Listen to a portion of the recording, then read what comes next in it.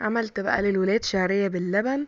جبت الشعرية كده وقلبتها وحمرتها كويس قوي مع السمنة والزيت لحد ما تتحمر قوي، وبعد كده هنشوف هنعمل ايه. وغليت براد مية كمان علشان انا مش بعملها باللبن بس، لأ، بشربها الاول بالمية، يعني بسويها بالمية، وبعد كده بحط اللبن بقى كده لما تكون مستوية وعليها السكر بتاعها وجاهزة على الاكل كده، بضيف لها بقى اللبن.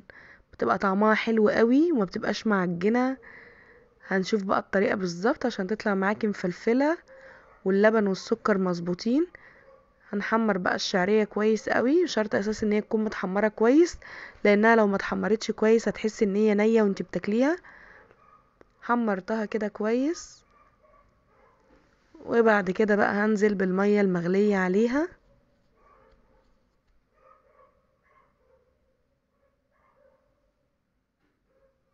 اغطي المية بالشعرية، يعني اغطي الشعرية بالمية، يعني الشعرية كده تبقى في سوى المية.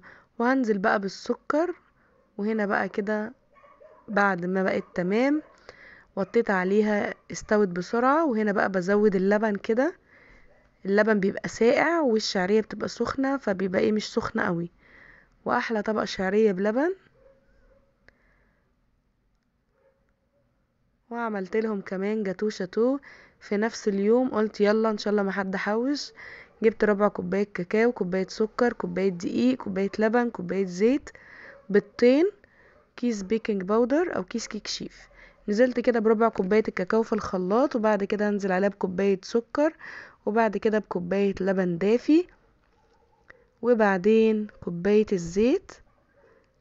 نضرب كده الاربع مكونات دول في الخلاط. لازم اللبن يبقى سخن علشان يدينا الصوص بتاع الكيك غامق، لان انت لو ما حطيتوش سخن هيبقى لونه كده بني فاتح، فاحنا بنحبه غامق، فحطيت اللبن سخن. هضرب بقى الكلام ده كله كده في الخلاط عشان اطلع الصوص بتاعي اهوت. وبعد كده هحط بقى بيضتين في الخلاط، ومعلقة كبيرة خل، كيس بيكنج باودر او كيك شيف، معلقة نشا، كوباية كاكاو، كوباية دقيق قصدي. وبعد كده هصبهم بقى في صينية وادخله الفرن على درجة حرارة 180 نص ساعة بالظبط، وهيكون جاهز معايا. كوباية دقيق عملنا صينية كيك، وحطيت عليه بقى الصوص بتاعه، وكان طعمه جميل جدا.